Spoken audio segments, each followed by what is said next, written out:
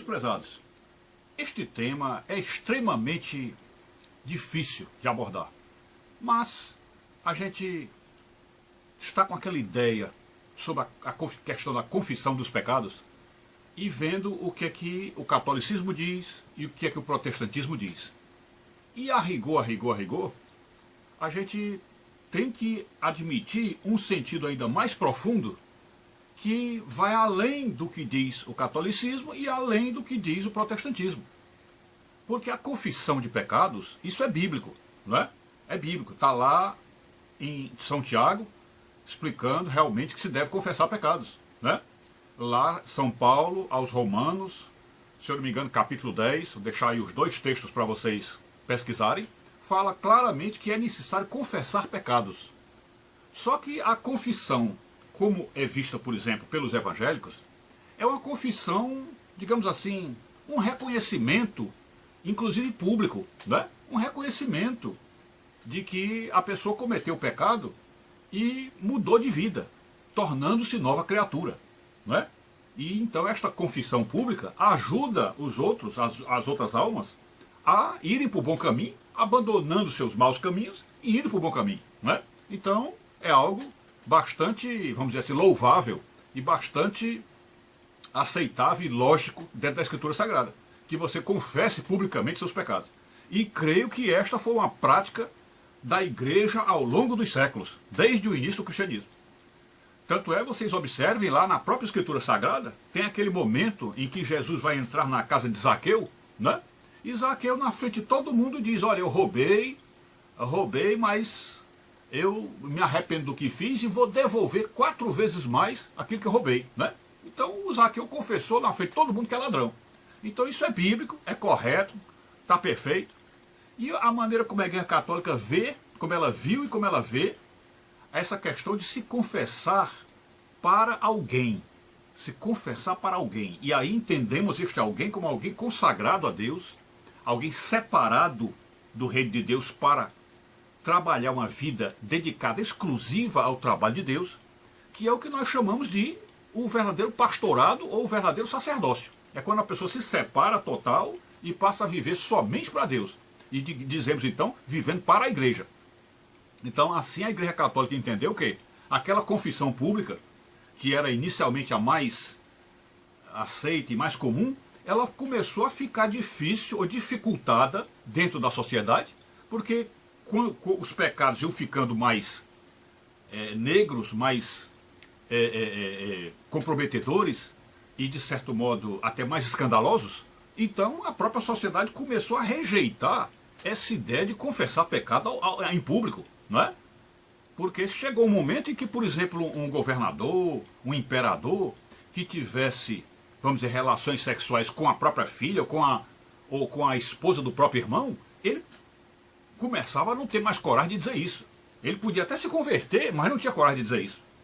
Então, devido a essas ocultações, né, quando os pecadores começaram a esconder seus pecados, a igreja entendeu claramente que um representante da igreja poderia ser o obstáculo, não, podia ser o trampolim, ou podia ser o instrumento, o canal entre Deus e o pecador, para que a pessoa praticasse aquele ato que é bíblico, que é correto.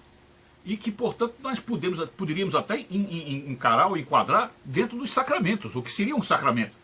Portanto, a confissão de pecados é sacramental, é uma coisa muito importante. Tudo aquilo que é importante e que gera graças, gera bênçãos, pode se chamar de um sacramento. E todos nós sabemos que a confissão de pecado ela gera frutos positivos, frutos de arrependimento, frutos de santificação. Então é necessário se arrepender. Aliás, é necessário confessar. Se arrepender e confessar. Então, como as pessoas começaram a sentir certa vergonha e não estavam mais confessando pecados, a igreja teve esta brilhante ideia de dizer, bom, já que é necessário confessar alguém, uma pessoa autorizada da igreja a ser o único a ouvir aquilo e conduzir nesta audiência, conduzir esta informação a Deus, né? Porque é claro que quando a pessoa confessa, mesmo confessando dentro do seu quarto, Deus está ouvindo. Mas a limpeza, ou a lavagem que a confissão faz, não é a confissão contada entre 4 paredes e em silêncio a Deus, não. A maneira da confissão lavar e ajudar a limpar a pessoa é a confissão de boca, a confissão expressa.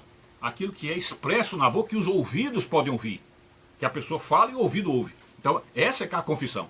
Então, já que esse tipo de confissão levada ao público não estava mais sendo do agrado social, né, e isso também é um sinal de pecado, quando as pessoas começam a esconder os seus comportamentos, isso é um sinal de pecado. Então, para não perder totalmente esse processo de santificação com a sociedade, ou seja, para não deixar o povo morrer nos seus pecados, a igreja teve essa feliz ideia, essa importantíssima ideia de, já que a confissão individual, a confissão em voz alta, é importante para Deus, é importante para a santificação, então a igreja coloca alguém, um representante, uma pessoa especial para ouvir aquilo, sendo ela a única pessoa. E aí vem as regras da confissão, as regras do sacerdócio, que é o segredo de confessionário. É o segredo mortal de confessionário, que jamais o padre, jamais o pastor, jamais aquela pessoa que ouve o pecado receberá de Deus permissão para contar isso em público. Jamais. Então é segredo mortal, é segredo de Estado, é segredo do confessionário, jamais sairá. Então, dentro deste clima de um segredo muito bem guardado, e aquela pessoa sendo realmente ordenada como pastor da igreja, como o padre, como o representante de Deus, a ponte de ligação entre ela e Deus, a pessoa então se sentiria mais tranquila, mais confiante e mais segura de contar para alguém. Contar para alguém. Porque na Bíblia, a pessoa não pode contar o pecado só para si própria. Não pode se trancar dentro do quarto e contar só para Deus, não. Para a Bíblia existe a história da confissão pública. Aí eu volto de novo àquela questão do Zaqueu. Veja como é que Zaqueu contou que roubava, né? Então é importante que o povo saiba disso. Está aí outro versículo que menciona sobre essa questão de você confessar pecados. Pois bem, então já que isso é bíblico, é importante e tem que ser contado para alguém, a igreja então entendeu a história do confessionário, e veja que os primeiros confessionários, até século XVIII por aí, eram confessionários, acho que até século XIX, eram confessionários bem fechados, pareciam cabines de polícia federal, cabines de polícia, aquilo tudo em segredo, onde o som não podia sair, onde a pessoa contava só ali e dali não vazava, ninguém ouvia de fora. Então, quer dizer, era um negócio feito realmente para ensejar e possibilitar ao pecador de se sentir tranquilo para contar o seu erro, o seu pecado, né? Então, a importância daquilo que é, não é o sacerdote em si, ou a igreja em si, não é. É que a pessoa fale e os seus ouvidos ouçam, e alguém possa testemunhar que realmente ela contou aquilo. Então aí está a santificação. Aí está o processo que é salvífico, né? Portanto, sem essa confissão, não é possível a salvação, como diz lá São Paulo no capítulo 10 de Romanos, né? Pois bem, então, qual foi agora a forma de ver que nós estamos passando para compreendermos esse processo todo? Na verdade, a confissão de pecados, ela não é necessariamente a importante de ser colocada ao público ou a importante de ser colocado ao sacerdote. Mas a confissão tem um outro sentido, um sentido mais profundo. E qual é esse sentido mais profundo? É o reconhecimento do pecado próprio. É o reconhecimento do pecado próprio. Quer dizer, quando a pessoa, numa conversa com qualquer indivíduo, em qualquer discussão que você tenha, em qualquer debate, em qualquer conflito, e você então reconhece o seu erro e expressa isso, reconhece o seu erro e expressa isso, e mesmo que não expresse, mas reconhece o seu erro, isso daí é a confissão salvífica. Isso é a confissão salvífica. Então vamos imaginar agora a cena. Você está numa conversa com alguém, discutindo com alguém, e você deu um argumento falso, ou você jogou uma mentira no meio, ou você falou algo que está errado, ou simplesmente um erro seu que você está tentando esconder, abafar numa conversa.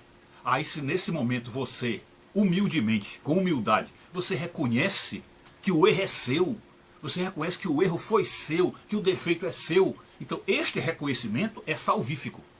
É salvífico. Então veja, tem que ser uma coisa autêntica, honesta, perfeitamente verdadeira, de honestidade interior. Você reconhecer que o erro é seu, o defeito é seu. Isto é salvífico. Então, o mais importante de tudo é que a pessoa tenha humildade para saber que é pecador e reconhecer isto. Isto é, não esconder isto, não tentar camuflar, não tentar fazer teatro, não, é reconhecer claramente, não, eu errei, o erro foi meu, mas vendo dentro de si o erro, vendo o defeito, né? Então, esse é o ponto em que a confissão de pecados alcança o seu auge, Então a gente vamos dizer, fazendo esse caminho todo, a gente faz o quê? A pessoa reconhece que é o pecador, é o errado na história, quer dizer, é o que está com defeito na história, reconhece isso. Aí, ao reconhecer isso, humildemente, conta a alguém, em particular. Aí vamos até excluir a história do pai, vamos dizer, conta para sua esposa, conta para o seu marido, ou conta para sua mãe, ou para o seu pai, conta para alguém, você escolhe alguém para contar. E o último estágio, conta em público, abre o jogo em público. Então, aí está o sentido pleno da confissão. Então, a confissão vai desde aquele reconhecimento de que a pessoa está errada, ela própria se reconhece como errada, e mais ainda, neste reconhecimento individual, ela não fica olhando o pecado do outro. Porque o mais importante nessa confissão de você saber que está errado e que o defeito está em você, é você não olhar o defeito do outro. Este é o ponto crucial da história, tá certo? Porque se for para reconhecer o seu próprio defeito, mas apontar o do outro, isso qualquer um faz. Isso qualquer um faz. E mais, quando você aponta o do outro, você está esquecendo o seu. E não importa se o outro está em pecado, não importa, é você se santificar. É você melhorar interiormente. Isso é o que importa para Deus, não é apontar o do outro. Até porque quem sabe do pecado alheio é Deus, não é você que sabe. Você só conhece o seu pecado e mal. Só conhece o seu pecado e mal. Então, o do outro, quem conhece é Deus. Então você não vai apontar o pecado de ninguém. E nem ficar supondo, mas tu também tem isso. Não. Nem ficar supondo. A suposição ainda é pior. Você supor que alguém tem um pecado ainda é pior. Então você entendeu aí como é a confissão, o reconhecimento de pecado, como é isso aí. Então tem os 3 estágios. Esse reconhecimento, que eu acho que é o mais sério, mais profundo, o mais importante, de você reconhecer o seu pecado sem ficar olhando o pecado alheio. Depois você passar isso para alguém, que pode ser sua mãe, seu pai, o padre. E, por último, se você realmente tiver chegado a esse nível de santidade e tudo, é você chegar a expor na sociedade, como Zaqueu expôs, ok? Então é isso. Fiquem todos com Deus, saúde e paz, tudo de bom.